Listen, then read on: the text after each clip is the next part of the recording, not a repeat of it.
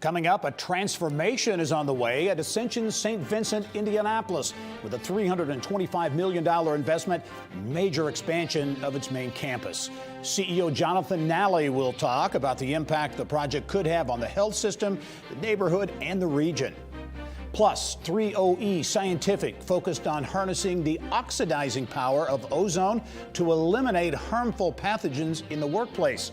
Founder Tom Foust explains how a new high-tech device called Iggy is helping stop the spread of germs in just 7 seconds. Plus, I'm Mary Rachel Redmond inside the Speedway staple where black and white is always in season, especially during the month of May.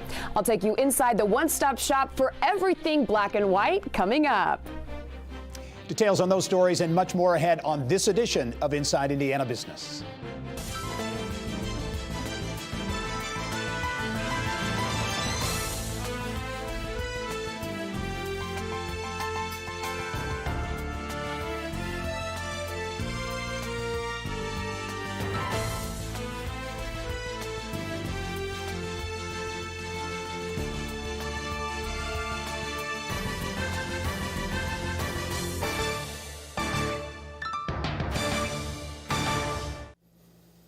Hello and welcome to Inside Indiana Business. I'm Gary Dick. A major $325 million expansion project is planned at Ascension St. Vincent, Indianapolis, on the main campus here on the northwest side of the city.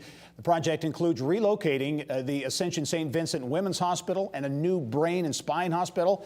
With more on how the deal came together and the potential impact, pleased to welcome to the show, as always, CEO Jonathan Nally. And Jonathan, welcome to the program, and congratulations on what is a very big deal.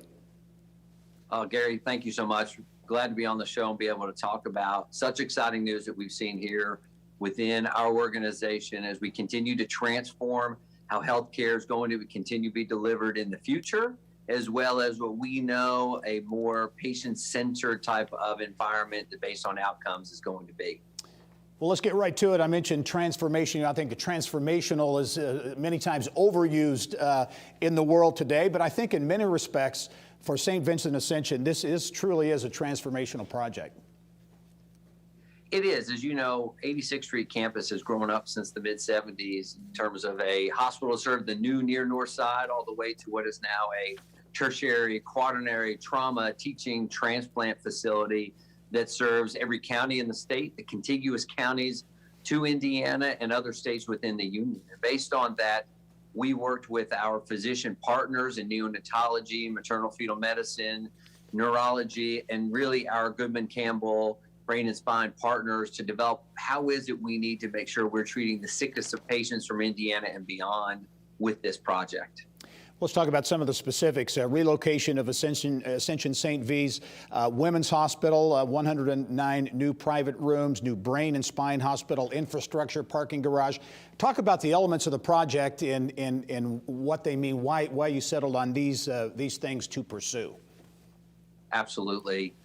Let me begin with the transformation of the campus. And over the last 7 years, we've worked to revamp and revise the campus. We've worked to take down unnecessary buildings, create green space, sell other buildings that were unused into public-private partnership for the senior population, convert the Martin House to the William K. Nasser, MD Education Healthcare Simulation Center, and now, in addition to an oncology project that's wrapping up and a surgical services project wrapping up, we felt it was need to continue our commitment to the state of Indiana with the perinatal levels of care announcement that occurred with the governor signing that bill at Peyton Manning Children's Hospital to advance and relocate our women's and NICU hospital next to Peyton Manning Children's Hospital and connected to 86th Street Hospital as well.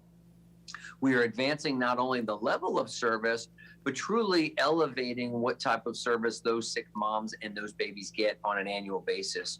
We see almost 1,000 transfers a year into that facility, and it's how we wrap those services together will provide even greater outcomes to the incredible outcomes seen at what is the state's largest neonatal intensive care unit. In addition to it, we felt it was necessary to convert parking structures to the facility to make sure that we added different surface lots. Some patients like valet, some patients like parking structures, some like surface parking. And then we're also going to raise the existing parking deck add a new one in its place and build on to accommodate the growth that we've seen in this critical care population in the last several years. Yeah, Jonathan, I know this has been about 2 years or so in the making. You touched on this earlier, but talk about in the planning process how you look to this project to address really the future of healthcare when it comes to delivery, patient delivery and services, and also the cost of healthcare, which obviously continues to be a big issue.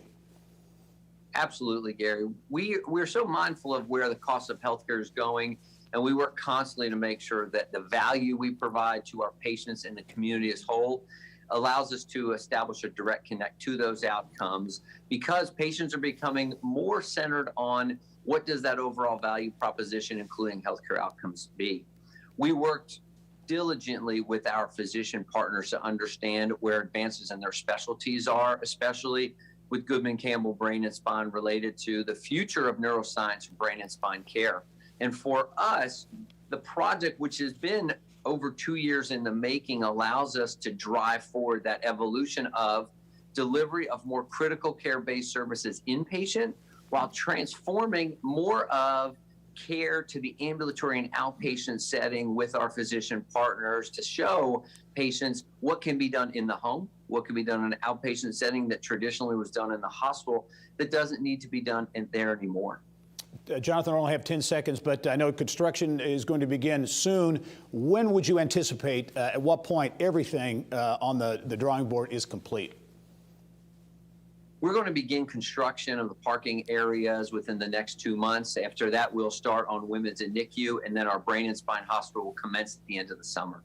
All right, Jonathan Nally, CEO at Ascension St. Vincent here in Indianapolis. Major project on the way for the north side of Indianapolis, and really also one impacting the entire state of Indiana. Jonathan, thanks for joining us.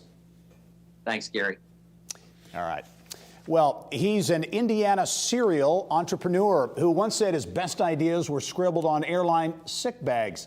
Tech entrepreneur and visionary Scott Jones. He's my guest on this week's Business and Beyond podcast. He was a pioneer in voicemail technology, the inventor of robotic lawnmowers used on golf courses. He's played a leading role in music technology as well. He got the bug to be an inventor as a little boy. It didn't start with inventing, it started with breaking everything. So, commonly, my dad's train set from when he was a boy, I think I electrocuted myself more times than a cat gets lives. Many more stories with Hoosier entrepreneur and innovator, a visionary, Scott Jones. He's now leading that next generation of tech gurus, that 1150 Academy. That's on the Business and Beyond podcast. To check it out, just go to InsideIndianaBusiness.com and click on the subscribe tab. Well, they call it Iggy, and this Hoosier-made high-tech device has quickly become a potential game changer in the way we clean our hands. We'll show you how when we come back.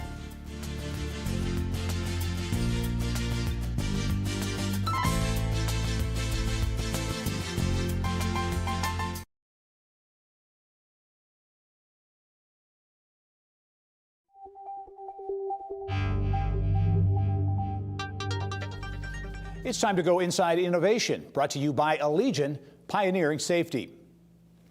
Carmel-based tech company 3OE Scientific is harnessing the nature to eliminate germs that could spread COVID, influenza, and other human pathogens.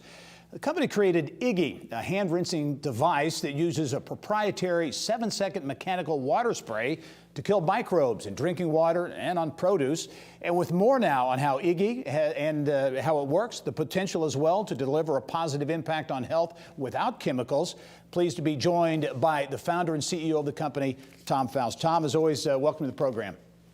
Always good to be here, Gary. Thank you. Yeah, okay, let's talk, because I think this is a fascinating technology and a great example of a company pivoting in the pandemic to address a need. So 3OE Scientific, you launched in 2018, late 2018. Talk about the concept and the whole idea, the model of the company at that time.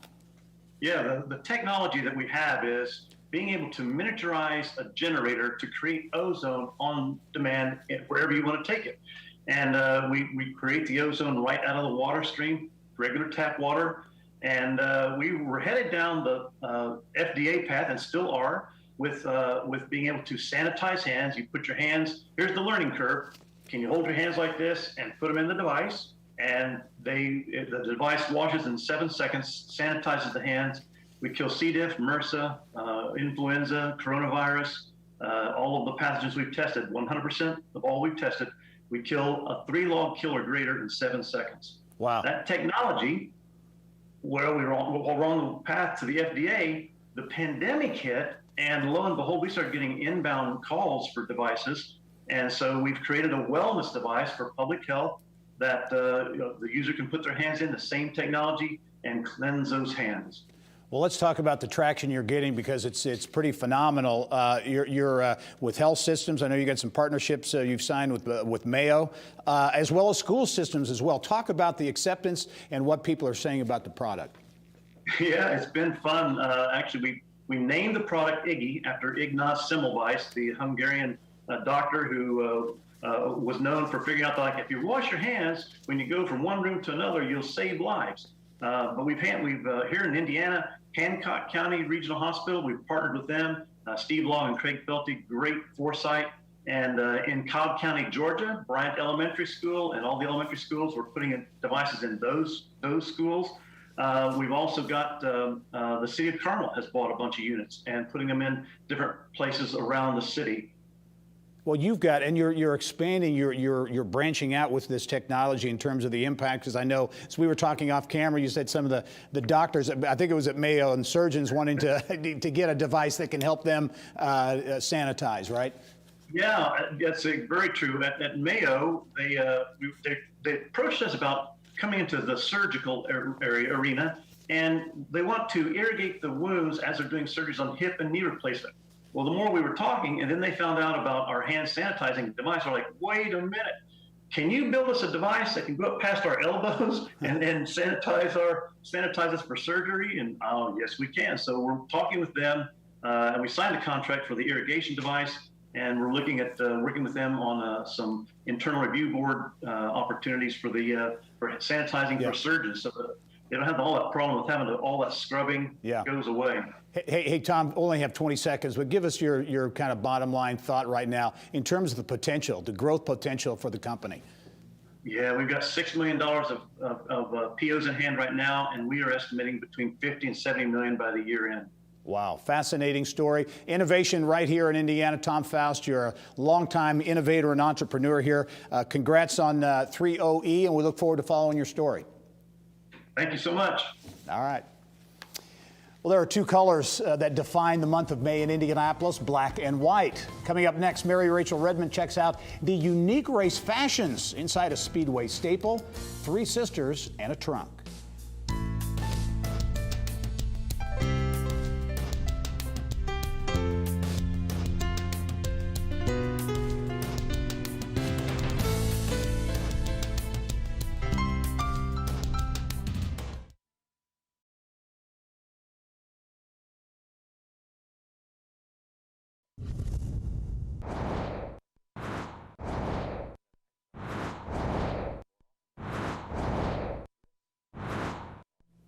Here's what's making news now around Indiana. Brought to you by Chapman Heating, Air Conditioning, and Plumbing. The man for all seasons, Chapman, chapmanheating.com. Well, there are 2 colors synonymous with racing during the month of May in Indianapolis. But this time of year, especially for women, you're hard-pressed to find black and white checkered ensembles just about anywhere. But as our Mary Rachel Redmond reports, you're in luck. 3 sisters and a trunk in Speedway on Main Street has you covered. And the black and white boutique even has a long racing history all its own. It only happens once a year. The Indianapolis 500 is the greatest sporting event in the world. When it comes to racing, Bill Vukovich, Johnny Parsons, Willie T. Ribs came in. 81-year-old Marie Hall has seen it all. My husband was a former driver. He was in the 61 and 64 race and got bumped in 65 with Roger Ward the last 20 minutes. Norman Hall finished 10th overall in 1961, behind that year's winner, A.J. Foyt. It's a new track record. But Hall still wasn't finished chasing the checkered flag. We came back to play race cars again in 80, And then he got sick, and I had to get a new business going. In the blink of an eye, Marie went from supporting her husband in the business of driving to her very own business selling specialty dresses. I was at 16th and Lyndhurst for 14 years, and then I thought I was old and had to stay home and retire. And I tried that for 3 years, and that didn't work out. So then I opened this place. 3 Sisters and a Trunk now occupies prime real estate as a staple on Speedway's Main Street. This used to be a store that was April and May was black and white, and I did color the rest of the year. And I had to work hard to be sure I was getting the right color and things. And I thought, if you go black and white year round, you don't have to work so hard. So there we are. We are black and white in April. We're black and white in November. And given her roots in racing, Marie dresses quite the clientele. The Speedway and the people have kept me in their little circle. I get to see old friends because they come in town, they stop and visit. Alice Hanks. Sam Hanks wins the Indianapolis 500. Wife of 1957 Indy 500 winner Sam Hanks. Janet Guthrie is a very good friend. You look at some of these pictures up top, and the styles have changed, obviously, you know, what women wear, especially now to the race. That's the way they went to the races in the 60s. They had to sit there with their gloves on and watch the race and be proper. There's nobody proper anymore. You can't go wrong with black and white. I like buying unusual things. I don't want everybody in Speedway wearing the same thing. You cannot find a better selection of black and white clothing. Let me tell you, you've got black and white checkered pants, and I've got my eye on this jacket. This says May. Look at that. Not gonna find this anywhere else. Marie even designs her own t-shirts. So usually every year I design a couple of tops. Carb Day made me do it. I love it. That is fantastic. Did you come up with that? Why should people come here during the month of May? If they want something checkered. Now, this is a store you can come in and visit or look around. You might find something you want to buy, but we're really here just to enjoy. This is the best buy in the store. It really is. For $20. Mary Rachel Redmond, Inside Indiana Business. Great story. And despite the 105th running of the Indy 500 at only 40% capacity, Mary Rachel tells me that sales at 3 Sisters and a Trunk are skyrocketing. In just the first week of May alone, the Speedway boutiques numbers were on par with what they typically see Saturday of qualifying. Good indication folks are ready to finally get back to the track. Also making headlines around Indiana this week, Agrinovus Indiana has developed a job board to help fill the talent pipeline in the state's growing ag bioscience sector. The online tool helps connect companies with talent for open positions ranging from senior level all the way down to internships. The job board is an offshoot of Agrinovus Field Atlas, which helps students explore careers and to find opportunities in the agriculture, life sciences, science and technology sectors. The job board is in partnership with the Indiana State Department of Agriculture and Farm Credit Mid-America. The first harvest of genetically engineered salmon raised in fish tanks in the Delaware County town of Albany is set for harvest later this month. Massachusetts-based Aqua Bounty Technology says purchase orders have been received for the initial 5 metric ton harvest. Aqua Bounty is the only company with regulatory approval to raise genetically engineered Atlantic salmon by both the U.S. Food and Drug Administration and Health Canada. And we'll be right back.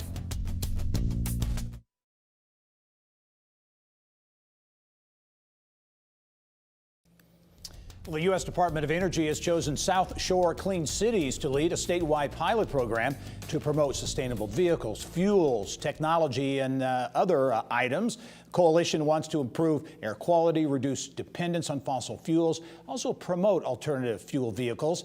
With more on how the nonprofit organization will now be serving the entire state of Indiana, pleased to be joined by Executive Director Carl Lissick. And Carl, welcome to the program. Gary, thank you for having me. Absolutely. Well, we want to talk about this statewide expansion because it is significant. But first of all, South Shore Clean Cities, Inc., been around since 1999 in Northwest and Northern Indiana. Talk about the organization and really what you've been doing up there for the better part of 2 decades. Well, it's been an honor to serve as an executive leadership here for South Shore Clean City since the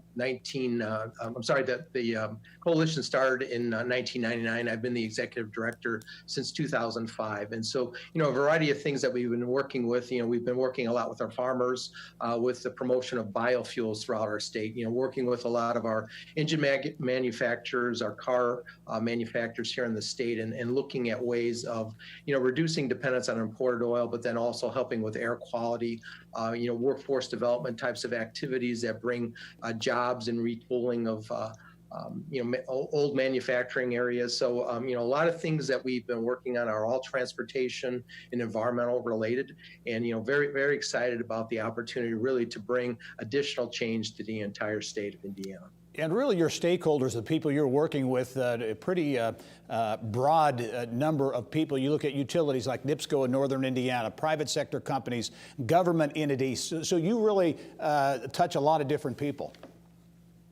We do, Gary, and I think that's one of the things that people say is that, we're against fossil fuels, and that's by far not the truth. We work with all of our major refineries here in the state of Indiana. So the goal really is to educate, to talk about all the things that really help our economy here in the state of Indiana. So we are working with all of major manufacturers, utilities, governmental entities here throughout the state. So the goal really is for us not to work in silos. So the idea really is for us to create opportunities for change, and then looking at things that really make good return on investments for logistics and transportation needs. But as we see manufacturing things, we're seeing decarbonization as a term that we hear about, energy resiliency. These are all things that are important to our major employers here in the state of Indiana, and we want to take that lead and help educate that and really bring to fruition opportunities for us to move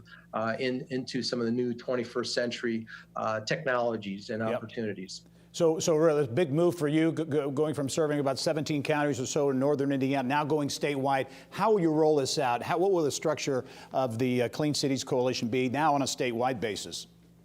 Well, again, I think, we've had terrific partners, again, working with the Indiana Department of Environmental Management, the Indiana Office of Energy Development, Department of Transportation. So our goal really is to continue to work with Purdue University, and we've been we've had offices located within the Purdue Technology Center. So our goal, we're signing leases currently, will be located in Indianapolis and Evansville very shortly. And so the goal is to continue to expand our statewide coverage, working with our partnerships through Purdue universities. All right, Carl Lissick is the Executive Director of South Shore Clean Cities, an organization now going statewide. Carl, thanks for joining us. We look forward to following your progress. Gary, thank you very much. All right. Well, a mind-boggling statistic, nearly 90% of Indiana's public schools say they don't have enough teachers in the classroom. We'll show you what Marion University and Ivy Tech are doing together to perhaps reverse that trend.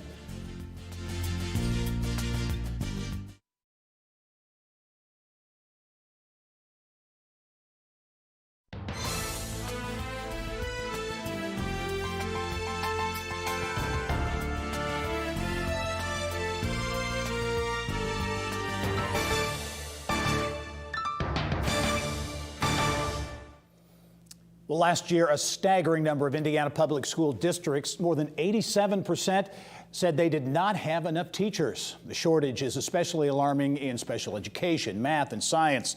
Now, the shortage has prompted a collaboration between Marion University and Ivy Tech Community College to develop a more affordable dual admissions program. We get details on this unique partnership from Marion University President Dan Elsner and Ivy Tech Community College President Sue Elsperman. And welcome to you both to the show. Thank you. Thank you for having us. Yeah, and I should say this is really an Indiana-focused partnership between private institution, public institution, a lot of moving parts to this. Dan, the Fred Klipsch Educators College at Marion University, you and others there reached out to Ivy Tech. What's this partnership in your view? How did it come about? Well, it's kind of a franchise vision, if you will, a multinodal approach to recruiting students. Really, we're gaining national attention. Of course, we've been fortunate. A lot of people are investing in the Klipsch Educators College. So with a partnership, Ivy Tech has 19 campuses. We targeted 6 Well, where together we'll recruit a diverse set of students, start them on a pathway to get an associate's degree, bachelor's degree, and a master's degree in 4 or 5 years. And the final year of their education will be a paid internship with a district that wants outstanding teachers and will invest in them. So we're terribly excited. Sue's someone we've admired and the work of Ivy Tech and State of Indiana. Eclipse College is really rolling, and we needed these extra access points with a partner we could trust and works with diverse students. So we're very excited about what this will mean for the students, for the profession, and for Indiana. Yeah, and Sue, I know Ivy Tech has such a statewide footprint. As Dan mentioned, 19 locations, 6. You're going to start with 6 locations for this program. I think it's amazing that the students who go through, who complete the program, actually get 3 degrees, and that affordability issue, there could be some financial aid and things involved, but 3 degrees for $45,000 or so, that's a pretty amazing number. It's phenomenal, and we can take it a step further. If those students, while they're in high school, can complete the technical certificate in education, they'll get 1 year done while they're in high school. Remember, Ivy Tech's in 400 high schools across the state of Indiana. They'll be dual enrolled with Marion, but they can get that technical certificate for free 1 year, so that when they leave us, they'll have 1 year more at Ivy Tech, $4,000 a year, and then 3 more years to finish that master's degree and be that highly qualified, highly effective teacher for Hoosier students. In addition, Gary, we know we serve a large number. In fact, over half of those college students that are African American are being served by Ivy Tech. More than 40% of all Indiana's diverse college students are coming to Ivy Tech. So we think we can really be a good partner to Marion University, and it's just the right thing to do. It's a great career for our students. They're meeting an incredibly important need in our classrooms, and we'll be bringing the students in Indiana, teachers who look like themselves and are prepared to help them succeed. So we're very excited about this partnership. Yeah, and Sue touched on the diversity issue. Both of your institutions, graduates go to work in Indiana. Dan, I know that's obviously a very important part of this, getting at the teacher shortage, but also the diversity issue. Oh, yes. And, there's clear research about this kind of thing, that teachers who look like their students actually, now we're assuming they're going to be well prepared in a rigorous program, obviously, but diversity actually affects achievement. And it also makes a place more comfortable where you can identify with the leader in front of the classroom. Our Principals Academy is also very diverse. We want to prepare folks from every background. We need their talent. This state cannot move forward leaving individuals or groups behind. We have to invite in, nurture along. And, everywhere we look, Gary, you deal with businesses all the time. They're looking for talent, and we can leave no talent to waste. And our schools are the engine. Every engineer, tip to engineers there, Sue, every future doc, every future principal, every future teacher, nurse, etc., goes through our classrooms K-12, and we need excellent teachers there. So terribly excited, love the state of Indiana, love what we can do in a partnership that we could never do alone. So we're excited, and we'll keep you appraised of the results as they flow. Yeah, please do. I know you don't have definitive goals or timing set yet, but Sue, do you anticipate this partnership rolling out soon? We do. There's no reason we can't launch it this fall. And I know that President Elsner has big ideas on how big we want it to grow. This is good for Indiana. We need these highly qualified teachers, and we're excited to do this work together. Well, a unique partnership between Ivy Tech Community College and Marion University, attacking both the teacher shortage issue and also the diversity issue in the classroom. Sue Elsperman from Ivy Tech, Dan Elsner at Marion University. Thank you both very much. We'll look forward to following progress. Yeah, thank you. You're welcome. Thank you, Sue. Appreciate it. Well, this week, Indianapolis-based Eli Lilly and Company laid out a timeline for the return of office staff to its downtown headquarters and other facilities as well. Lilly CEO Dave Ricks says the company anticipates having a full return of staff by July 12, barring a spike in COVID-19 cases in Marion County. But starting June 1, the company will be opening with 25% capacity of office-based staff. Lilly office workers have been working remotely since March of 2020. Employees will be required to have been vaccinated, wear masks, and practice social distancing. Well, Pause and Think says it has two reasons to celebrate this spring. The Indianapolis-based nonprofit is marking its 20th anniversary, and its pet therapy dogs are now able to get back to in-person visits at hospitals. Business of Health reporter Kylie Valletta has more. Kylie. Thank you, Gary. Pause and Think provides animal-assisted intervention, more commonly known as pet therapy, in central Indiana. Unlike service dogs, pet therapy dogs have one mission: to make the person they're visiting feel better mentally and emotionally. In-person pet therapy visits came to a screeching halt when the pandemic hit, but Pause and Think Executive Director Kelsey Burton says hospital doors are now beginning to open again to its four-legged visitors. She joins me now to tell us more. Hi, Kelsey. Thanks for being on the show today. Hi, thanks for having us. Okay, I can't introduce them, but I know you have another guest with you. I do. This is Hermie. He's one of our virtual therapy dogs, so he does a lot of virtual visits for us. Okay, very good. Well, let's start with a quick introduction to Pause and Think. Just tell us a little bit about your mission and how it actually takes you far beyond hospitals. Yeah, so our mission is to improve lives through the power of the human-dog connection. And we do that through two methods. One is our animal-assisted intervention or pet therapy program. And that's where we take trained therapy dogs to over 60 different locations throughout central Indiana, including schools, libraries, elder care facilities, hospitals, and we do a lot of support groups as well. And then we also have a youth canine program where we pair up at-risk youth with shelter dogs, and the kids train the shelter dogs in basic obedience skills. All right, well, the great news that we're talking about today is that a lot of people think of you with the hospital visits, and you're able to start doing those in person again. So tell us what you're able to do now and the response that you're getting. Well, we're really excited that, yes, our dogs are able to go back into some of the hospitals locally. We are able to go back into Ascension St. Vincent, and we're able to visit with the associates. So that's, not patients yet. We're getting there hopefully soon, but we are able to meet and greet our associates or the staff at the hospitals. And, one of the days we walked in, the staff cheered, there were tears. People were just so happy to have that mental health break that they've longed for. One of the associates even said the thing she missed the most during the pandemic were our therapy dogs. So that meant a lot. And do the dogs seem to be excited about it too? Oh yeah. The dogs, the handlers, our volunteers have missed their work, whether they're dogs or people. They've really missed being able to be out there and to just provide that unconditional love that a therapy dog can bring. All right. Well, I think there's no substitute for an in-person visit from a dog, but the pandemic really forced your organization to innovate. So tell us about some of the virtual things that you have now in place that you probably wouldn't have even thought of if it weren't for the pandemic. Yeah. So, yes, the pandemic, we love to have the dogs, in person. The pandemic stopped that.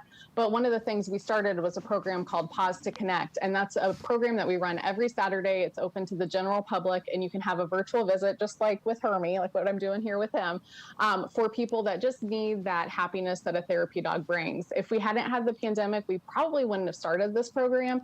And what we're finding is we're able to meet and, greet with people that really need this in different settings, like if they're in at-home hospice care, or if they're, in another country. We've even had visits with people in Canada before. So, it's just really great. And it's another way for us to be able to, bring the power of the human-dog connection to people that need it most. Well, and the other big news is it's your 20th anniversary, and you have a fundraising campaign to go along with it. And you say that's really important right now because your funds have really dried up over the last year. Tell us about that. Yeah, right when the pandemic first happened, we had a lot of funding that came forward for pandemic relief, which was great. But what we've seen the trend happen is they're really pulling a lot of support for mental health. And what they're doing is putting it towards basic needs like food and shelter, which of course is insanely essential, but so is mental health support. So we are starting to see some of those fundings, like you said, dry up. So for our 20th anniversary, we're trying to raise $20,000 to just bridge that gap in funding that has dried up. And we're a little over 50% of the way to our goal right now. So we'd like to get that by May 21st if possible.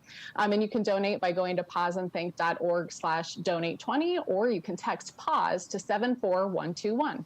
Okay, we only have a few seconds left, but I think it's interesting. One thing you mentioned off camera is because of social distancing and masks, you actually had to retrain the dogs a little bit. So tell us just quickly about that. Yeah, we had to get the dogs comfortable to the smell of hand sanitizer. You know, they're having to hand sanitize before and after interacting with our dogs, which is great for safety, but not so great for a dog who can smell things way more strongly than humans can. And masks, I mean, they do read facial expressions just like people do. So we've had to, in our retraining, just get our dogs used to some of the new normals that they're going to see when they're out in the community. All right. Well, thank you so much for joining us, Kelsey. Thanks to Hermie. I feel calmer and better already. Thanks for being on the show. Thank you so much. All right, Thanks. Gary, back to you. All right, Kylie, thank you. Well, he's captured the excitement of 27 Indianapolis 500 races, including victories by Bobby and Al, Mario and AJ. And now Paul Page is sharing those treasured memories in a book. Stay with us as Bill Benner goes one-on-one with the one-time voice of the Indy 500 next.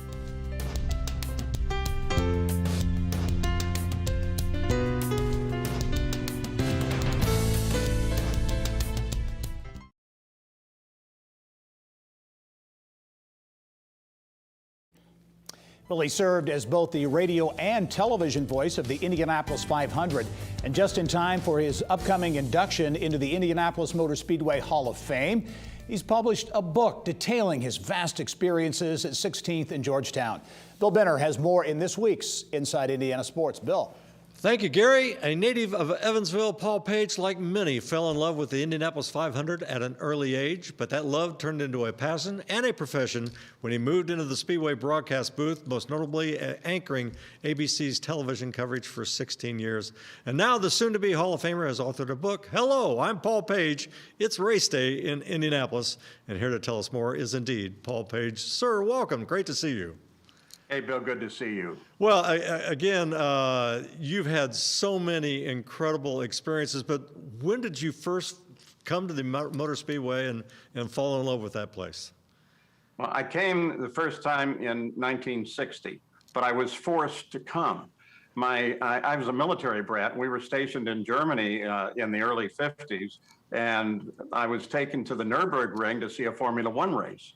And well, I'm a race fan. But then when I came, I was living actually north of Chicago at Fort Sheridan, Illinois, and my parents said, your uncle wants to take you to the Indy 500. I said, come on, they only turn left.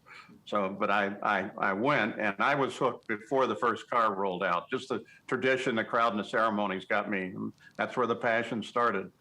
And you started out as you got your press pass. You started out as a pit reporter. After Sid Collins passed, you took over as the radio voice of the 500, and then on to ABC's coverage. I mean, what a career you've had at 16th and Georgetown, Paul. I've been incredibly lucky with all of that too. It's I've been lucky that people, the racing community, accepted me, and that's my community. That's where I live. Yeah, I can say very little more than my life has been lucky that way. Among all the things you've witnessed, and I can only imagine, what are a couple of the moments of the Speedway that stand out for you? Well, of course, the John Cock Mears finish, we did that on radio, and that was significant because we predicted that finish. I had my stopwatch out, and I was clocking the interval, and I realized what the interval was diminishing. And then I did my arithmetic, and I realized those guys are going to be side by side on the white flag. So I hit the button to all the announcers, and I told them that, and I said, we're going to follow just these guys. That's the whole thing. And we did. And when they hit the white flag, they were side by side, and I could hear where they were as I handed it off to the other part of the other guys. I could hear where they were because I could hear it from the crowd. I could hear the crowd in turn 2 and over in turn 4. So that was a pretty significant day for me. And I opened the race for the 100th race and handed it over to Mark James, but that was pretty significant for me because one, it was the 100th. I was there. That was a nice transition to end a career. And the fuel strategy that was done, my son Brian is an aerospace engineer at Andretti. He's a performance engineer, and he was calculating fuel that day. So I kind of knew what was up, and I kept telling the announcers, I kept telling Davey and Mark James, watch Rossi. He's 9th. And then, of course, things changed very rapidly there. So that was memorable for several reasons. Paul, we got less than a minute left, and again, so much to cover. You covered so many other things besides motorsports. Nathan's hot dog eating contest, the summer and winter X Games. You did Olympics. I mean, what a career you've had, and But now it's coming home. You're going to go to the Motor Speedway Hall of Fame, and that has to be a tremendous, and I would say overdue honor for you. Congratulations on that. I appreciate that. That's one of those things, though, that you never think will happen. That's for the big guys. It's for the Bobby Unzers and the AJ. But I'm so proud to be a part of that. I can't believe it. Well, the book is called Hello, I'm Paul Page. It's race day in Indianapolis. And as a matter of fact, Roger Penske has a quote that says almost precisely that. I know when I hear Paul Page's voice, it's race day. Paul, congratulations on a great career. I know you'll be out at the Speedway on race day, and we look forward to reading the book, and I hope people follow up and really a fabulous career that you've had. Thanks for being on the program. Oh, you got it. Thank you very much, Bill. All right, Paul Page, longtime voice both on radio and television for the Indy 500. And Gary, back to you. All right, Bill, thank you. Well, we are getting ready to drop our 15th Business and Beyond podcast on Monday. Thought it would be a good time to highlight maybe some of the fascinating Hoosiers we've profiled so far. We kick things off with IU football coach Tom Allen. We learned about former Indianapolis Mayor Bart Peterson's knack for loading a dishwasher.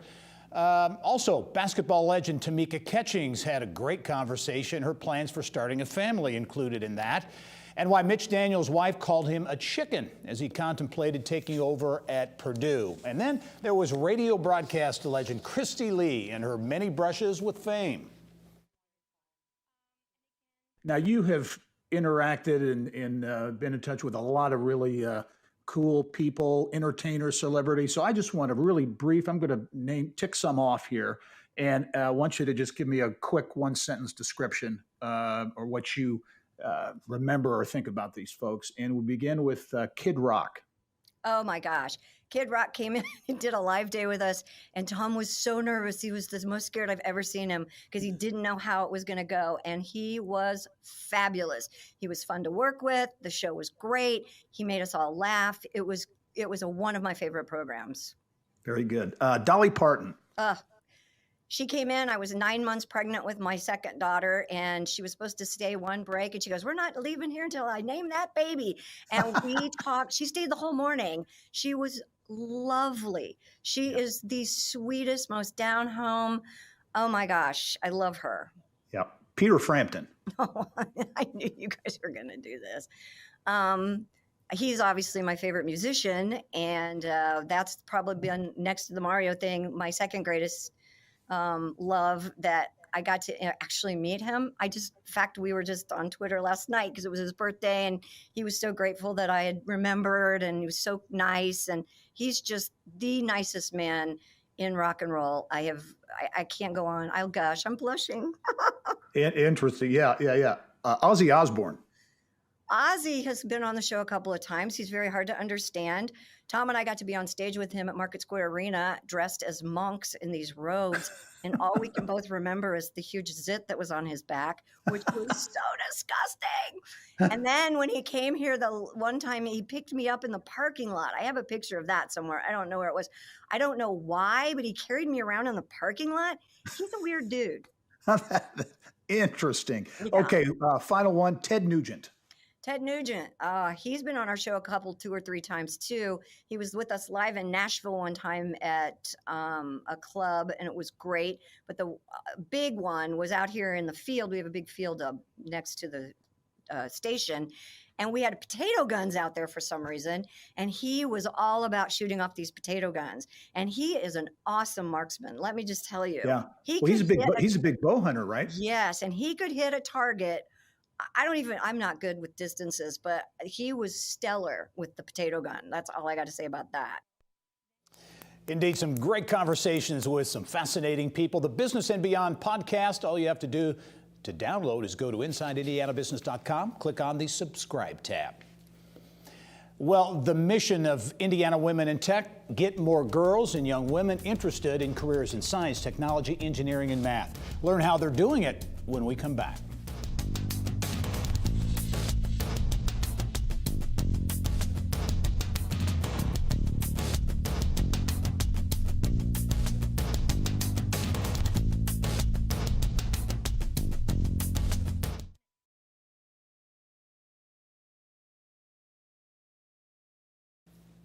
Well, getting girls and young women interested in tech jobs can be a challenge, but organizations like Indy Women in Tech have been moving the needle in a big way. Since the organization launched in 2015, IWIT says it has generated more than $1 million in programming to get more women in STEM careers in Indiana. With more on the IWIT impact and why it is so important, pleased to be joined by Indy Women in Tech Community Engagement Coordinator Ariel Crawley. And Ariel, welcome as always to the program. Hi, thanks for having me. Well, let's talk about this organization. Hard to believe it's been 5 years already, but 5 years, celebrating that 5-year anniversary for Indy Women in Tech. Talk about the organization, really the model, what it's all about. So Indy Women in Tech, we are here to help introduce young girls into STEM through some of our events such as Ignite Your Superpower and Pathway to Tech. And then we're also dedicated to helping more women enter into the tech workforce through our partnerships with 1150 Academy and Ivy Tech Community College. So all about creating that pipeline where we're introducing women, showing them how STEM can be fun and interesting and exciting in a career, and then opening those doors. So if women are interested in transitioning to tech, showing them that a pathway is available and that funding is available to help them with that transition as well. Yeah, so many events and initiatives you've undertaken over these 5 years. You mentioned the Ignite Your Superpower event. There were a number of those. Talk about that if you could just for a minute, because I thought it was a very interesting idea and certainly very popular. You really reached a lot of girls and young women with that initiative. Yeah, so our Ignite Your Superpower event is for middle school girls, and it is designed to help them get interest in STEM as well as learn the college environment and college culture. With all of our youth events, including Ignite Your Superpower, T, Pathways to Tech, we've been able to introduce STEM to over 6,000 girls and teenagers in central Indiana. So we're really excited about that and showing that this possible, it's available, and Indiana is a great place to cultivate that talent. Yeah, really impactful events and impacting the tech pipeline. Certainly in Indiana. I know you've got a number of events this summer as folks kind of come out of the pandemic and begin to get together. Talk about, I know you've got a golf event, a benefit ball, and some other things. Yeah, so we're hoping that everyone is happy to get out of the house and into some different events that we have. Coming up June 8th, we have our Empower Indy golf tournament, which is going to be at the Brickyard Crossing on June 8th. So we're really excited about that. Also, we have our Futurist Tech benefit on August 15th at the Delara IndyCar Factory, which is dedicated to raising more money so we can help introduce STEM to girls and help women transition. And then lastly, our annual event, but we had to take a break for last year for COVID, is our IWIT Summit, which is scheduled for August 25th. Our theme this year is Empower, Inspire, and Innovate. And we're happy to have two great guests coming in this year with us, which is Autumn Manning and Eric Quellman. So we're excited to have the tech community come out, and whether it's in person or joining us virtually, we're really excited about this event this year. Ariel Crawley with the Indy Women in Tech organization celebrating 5 years. Ariel, great recap of the organization. Good luck with the events going forward. Thank you. Have a great day. All right. Well, this week, Southwest Airlines announced plans to launch 2 new nonstop flights from Indianapolis International to Florida destinations. Starting June 6th, Southwest will have 5 weekly flights from Indy to Panama City. The other nonstop destination, Miami. Southwest will have 1 weekly flight leaving on Saturday to that South Florida destination. That begins June 12th. In March, Southwest announced seasonal nonstop service to Myrtle Beach starting June 6th. And last week, American Airlines, a lot of activity at the airport, announced more flights from Indy to Boston, Los Angeles, and Orlando. And I'll be right back after this. Stay with us.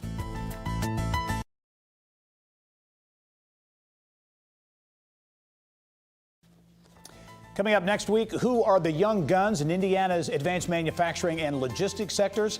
Well, Connexus Indiana is out with its inaugural Rising 30 list. It'll name some of the names and tell you why the list is part of a bigger initiative. Plus, nonprofit boards can be intimidating. We'll tell you about an organization seeking to make that a little easier. Thanks for joining us this week. I'm Gary Dick. Go out and make it a successful week. Inside Indiana Business with Gary Dick is a production of Grow Indiana Media Ventures with support from WFYI Productions.